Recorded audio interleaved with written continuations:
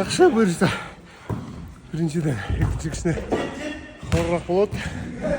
Өйткені біріншіден кішіне жайрақ темір тезек немелерде азырақ болып отқан азыр. Аябай күшті тренерлер. Екінші тренировка өзгөчө болот деп окшойт, Onlar da birinciге қарағанда жеңілдеп қашты. Негизи сен өзүң дайыма тренировкада жүрөсүңбү? Biz сборлар келгенде постоянно тренировкада атағайлар. Ат үстүндө?